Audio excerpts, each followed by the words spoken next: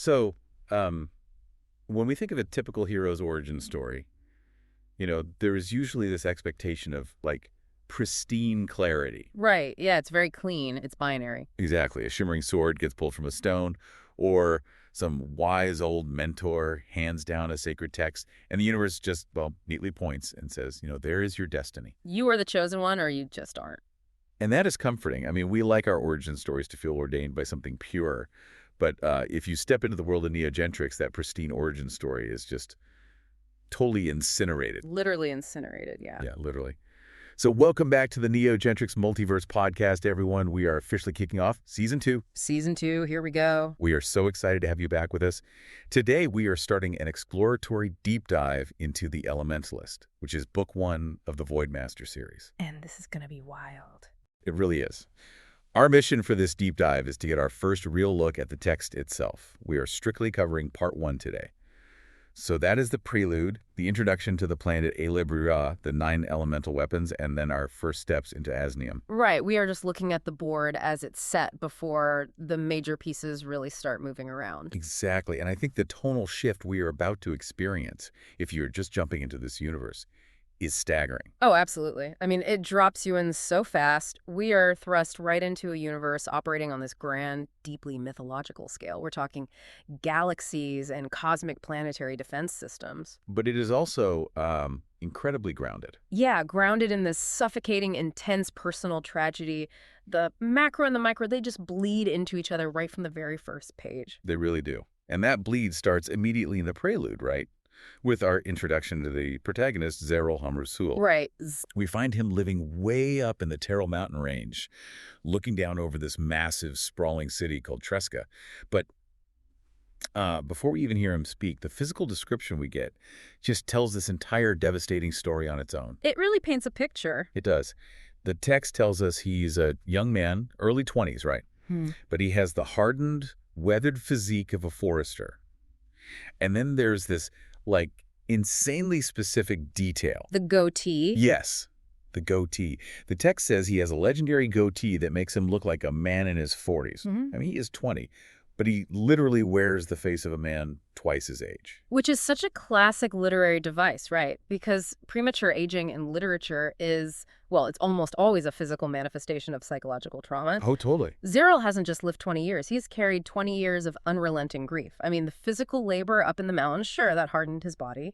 But the trauma has literally aged his face. He is wearing his tragedy for the world to see, basically. Exactly. Every time someone looks at him, they see that trauma. And we trace that trauma back 17 years to this horrific event known as the Cali-Blaze, which killed both of his parents when he was just a little kid. Yeah. And, when we hear the term forest fire, you and I, we naturally picture dry brush, right? High winds, maybe a bad lightning strike. Normal natural disaster stuff. Right.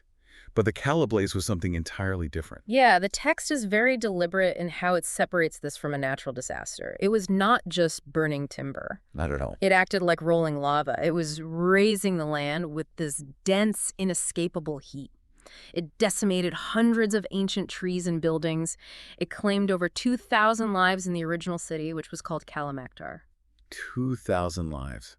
Just awful. But the most horrifying detail to me is the duration. This fire, it persisted for months. Right. Just try to visualize that reality for a second.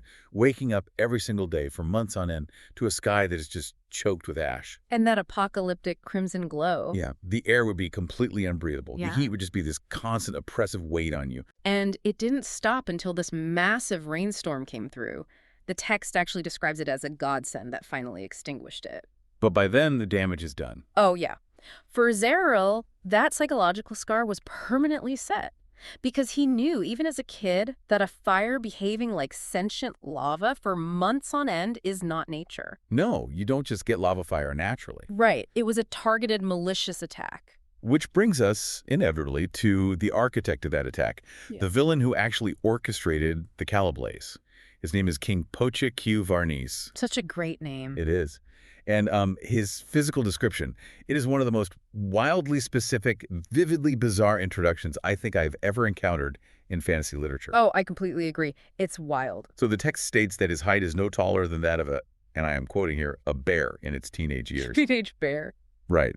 and his body is the size of a saber wolf. Just math. Yeah, and he has this vehement red hair resembling a raven's feather, a laugh that sounds like a raven's caw, and these azure green eyes that are visible from completely across a field. It is intense. And on top of this, like animalistic mass, he drapes himself in these foreign robes that are just covered in gold and silver jewelry, stuff he's stolen from all his conquests. The sheer chaotic amalgamation of all those animalistic traits mixed with absolute gaudy opulence is just arresting. It really is. He is described as this dense, hulking, predatory mass. Like, he isn't graceful. He's not a traditionally regal villain. No, not at all. He sounds like a terrifying, misshapen brute who just decided to cover himself in stolen velvet and shiny objects. I mean, I have to wonder how a guy did it like a teenage bear and a saber wolf Yeah. actually effectively governs a population. Right. You would think his appearance alone would make him like a total outcast, but he is out here running an entire empire. Well, he governs entirely through intimidation. You know, it's just the raw projection of power. His monstrous nature isn't just a physical attribute for flavor. It reflects his actual cosmic threat level. Oh, yeah, the background lore there. Right, because the text just casually drops that this king was previously captured by the Planetary Defense Squad. The Planetary Defense Squad. Yeah, and he was imprisoned for ages before he ever even arrived on this planet. So we immediately understand that his ambition is not just local politics. He is a galactic-level threat. Exactly, a galactic-level despot who just treats planets like stepping stones. He uses that terrifying physical presence to subjugate absolutely anyone in his path. And he is also, like, unimaginably petty. Oh, the pettiest. Because after he burns the original city of Cali-Maktar to the ground and murders Zeryl's parents in the process, he decides to rebuild the city. And name it after himself. Right. Tresca is the surrounding area, but he builds his palace, Q-Varnise, directly on top of the ashes of the old city. It is the ultimate architectural insult. He constructs this massive structure. The text says it's 10 potato fields in size, featuring these crystal windows that glow blindingly in the sun. 10 potato fields. I love the measurements in this book. And it has these 8 cylindrical towers piercing the heavens. It is specifically designed to be aesthetically overwhelming. You know, it makes me think of a grievous infected wound. How so? Well, instead of cleaning the wound and letting it heal properly, it's like someone just slaps this incredibly ornate, beautiful, crystal-studded Band-Aid right over the rotting tissue. Oh, wow. Yeah. Right. It looks spectacular on the outside, but underneath, it is literally just festering trauma.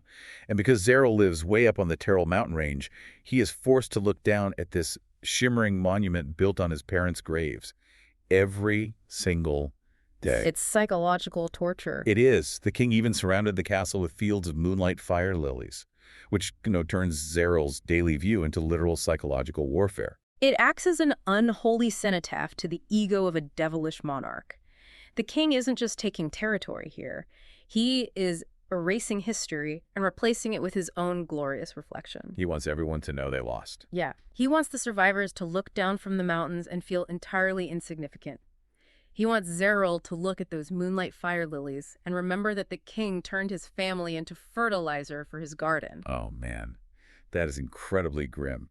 But it perfectly establishes Zeryl's singular motivation going forward. Exactly. He is just waiting for this specific astronomical event called the Aurora Anime Rebirth to finally exact his revenge. Which is a whole other cosmic layer. It is. And to understand his strategy and why a galactic tyrant like the king is even bothering with this specific planet in the first place, we have to look at the actual planetary architecture that the king is trying to hijack. Yeah, this is where Gentrics really expands the canvas beautifully. We move from the earthly, grounded politics of this egomaniacal fortress straight into the broader cosmic ecosystem of the planet Elibria. So let's break down Elibria. It is categorized as a mystic-type planet located in the Andros galaxy. And it sits within another dimension, right? From space, it has this distinct greenish-violet appearance, mostly due to its massive vegetation, its vast oceans, and these endless mountain ranges. And it's incredibly old, well over 700 million years old. Yeah. But its defining feature, structurally, is its division into 9 specific regions. And those 9 regions are not merely geographical boundaries on a map. They are fundamentally tied to the 9 elemental attributes that make up the planet's surface and atmosphere. Okay, let's list them. So we are looking at light, dark, fire, water, ice, earth, stone, wind, and void. And we need to be incredibly, absolutely precise about this mechanic right now because it is the engine of the entire series. Oh, absolutely. When we talk about these elements, we're not talking about magic. No. There is no magic involved here. We're talking about the elemental arts. These are tangible, highly volatile environmental forces. That distinction is critical. The 9 elemental weapons associated with these regions are not like magic wands that grant you wishes. No. And they don't simply contain a neat little pocket of fire or water. They are engineered to control and regulate the elemental powers. They keep the planet's atmospheric and geological volatility in check. It reminds me of the control rods in a nuclear reactor. That is a great analogy. Yeah, because the rod itself doesn't generate the nuclear heat, right? It absorbs the excess neutrons to stop the reactor from melting down. The text explicitly states that if one of these weapons were ever destroyed, the element it corresponds to would just run amok and ravage the surface of the planet. It would be catastrophic. Right. A destroyed stone relic wouldn't just mean you have a broken axe. It would mean civilization-ending earthquakes tearing continents apart. Yeah, it is basically an ecological regulation system disguised as mythology. Elibria is essentially this highly volatile living organism, and these 9 weapons are the localized failsafes. That completely reframes King Poccia Q-Varnise's ambition, doesn't it? Completely. Yeah. He isn't collecting shiny swords so he can win duels in the courtyard. No. He is literally seizing control of the planet's atmospheric and geological control panel. If he holds the weapons, he holds the entire ecosystem hostage. And he is already making terrifying progress on that front when the book starts. The king currently controls 2 regions. Right. He has the stone region, which includes the mountains, and the water region, which includes the Miraith-Sarik Ocean down on the Isle of Fenmar.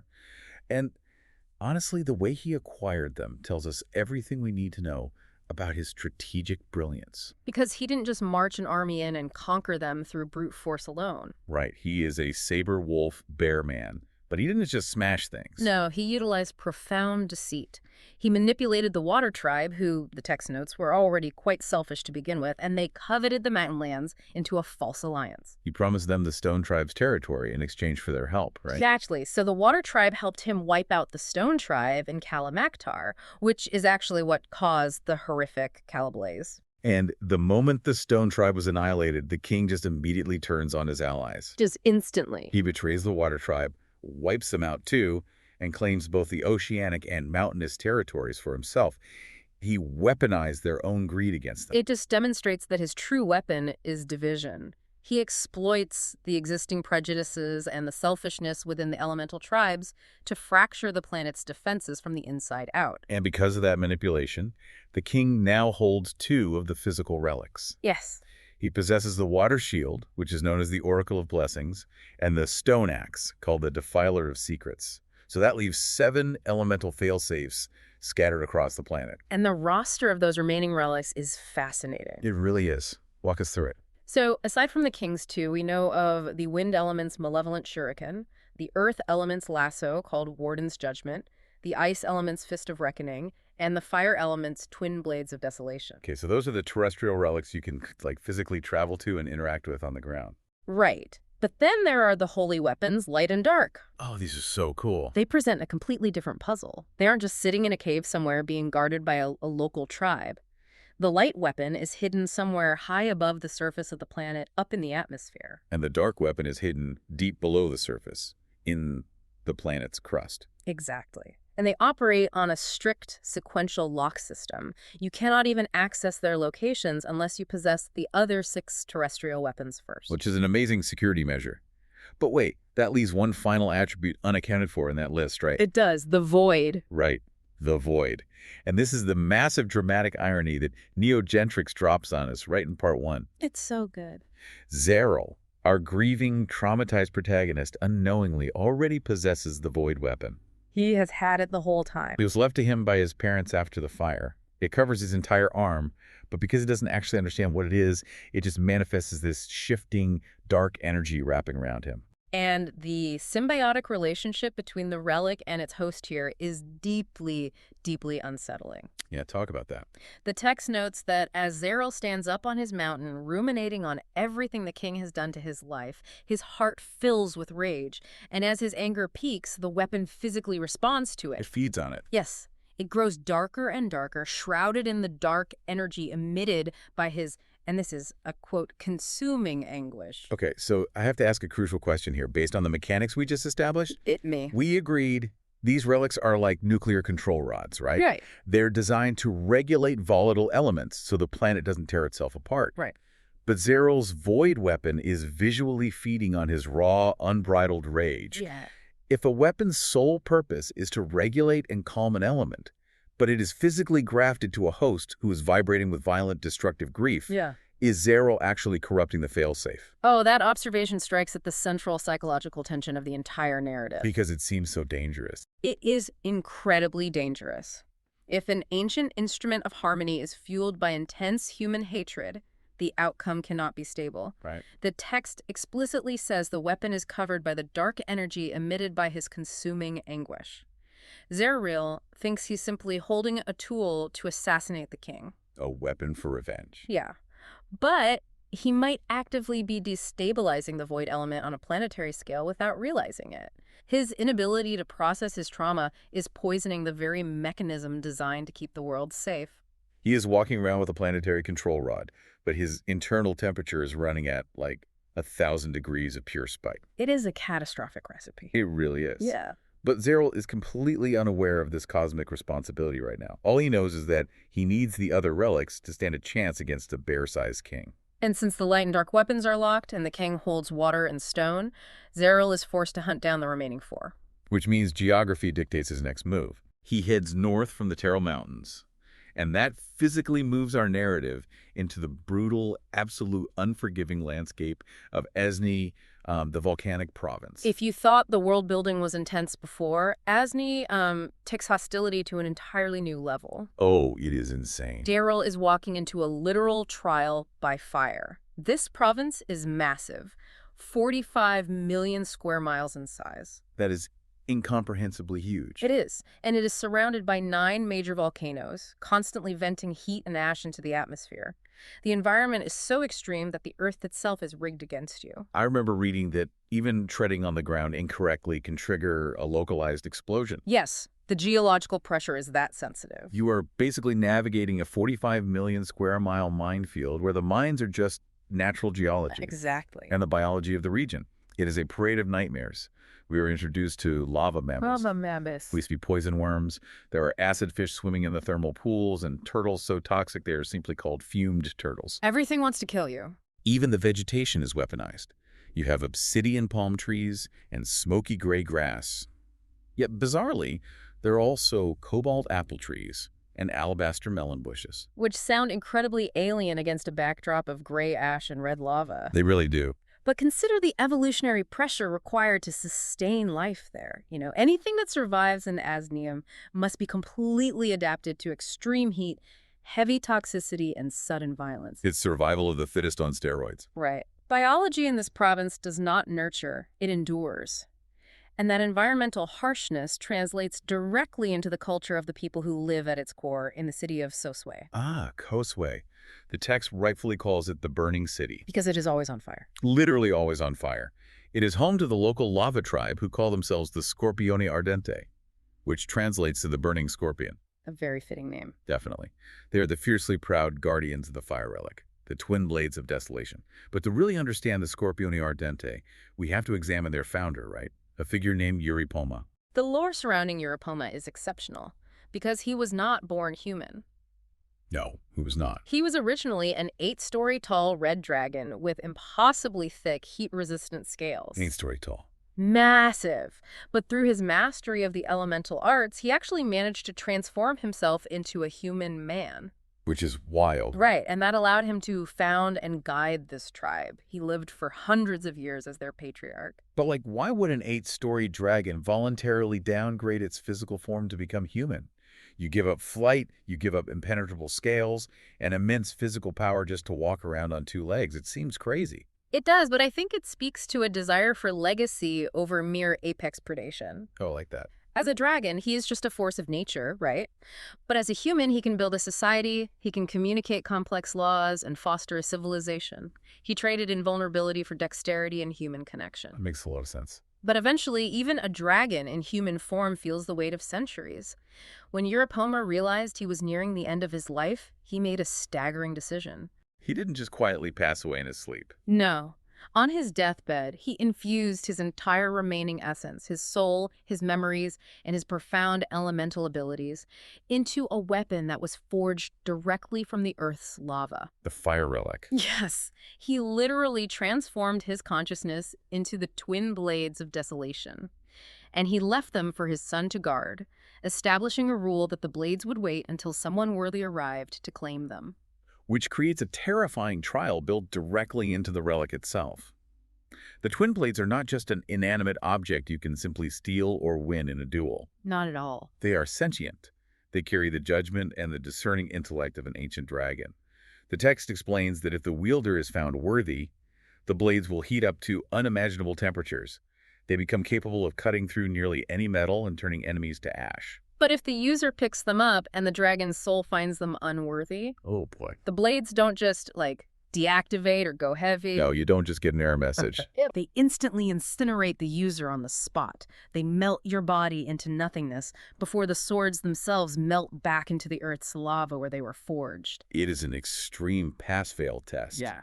Where failure guarantees immediate, fiery death. It reinforces the core theme of the universe, right? The elemental arts demand absolute respect. You cannot dominate them through sheer willpower. You must harmonize with them or they will consume you. Absolutely.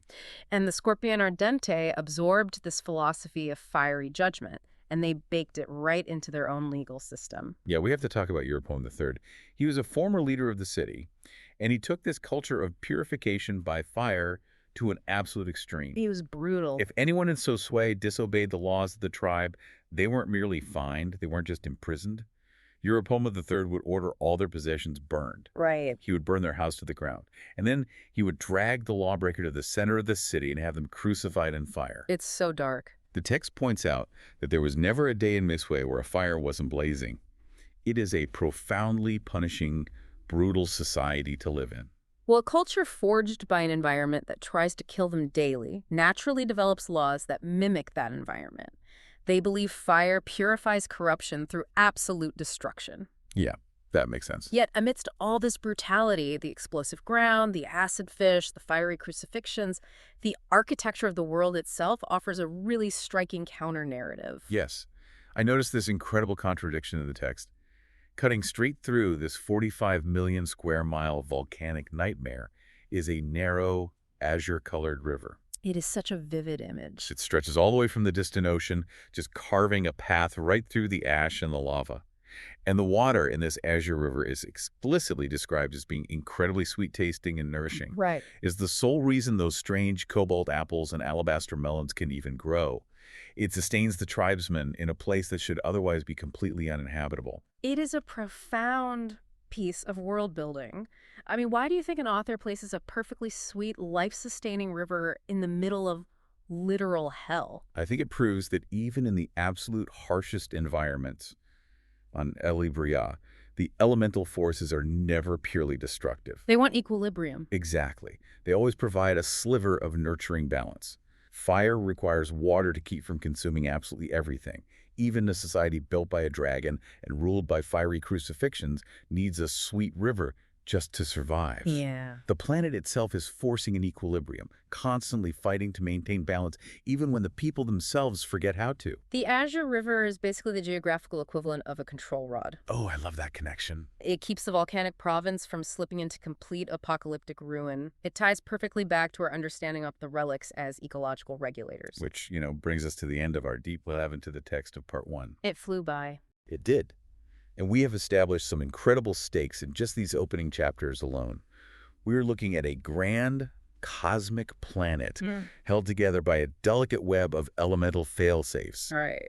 We have a despotic, bear-sized king conquering tribes through manipulation to hijack the planet's entire ecosystem. And in the middle of it all, we have Zeryl, Our grieving protagonist. a young man consumed by grief, walking into a literal trial by fire in Asnium, carrying a void weapon that is actively feeding on his dark anguish. The tension is coiled incredibly tight right now. Sure. Every single step Zeryl takes forward is fraught with physical danger from the hostile environment of Asnium. And psychological danger, too. Absolutely. The psychological danger from his own unresolved trauma corrupting his relic is arguably even worse. Well, before we wrap up, we always like to leave you with a provocative thought to mull over until next time. Something to chew on. Exactly. We spent a lot of time today talking about the terrestrial survival in this book, how to survive lava, how to survive a tyrant, how to survive your own grief. Right. But think back to the trial of the twin blades of desolation. The pass-fail test. Yes. The text explicitly says they incinerate anyone deemed unworthy by the spirit of the ancient dragon Yuripoma. Okay, yeah. But what does a sentient weapon forged by an ancient dragon actually consider worthy? Oh, that is a great question. Is it moral goodness? Is it physical strength? Or is it simply the sheer burning willpower to survive? Wow. And if it is just about willpower, Zeryl is currently drawing all of his willpower from a well of dark vengeance. So does the dragon respect vengeance? Precisely.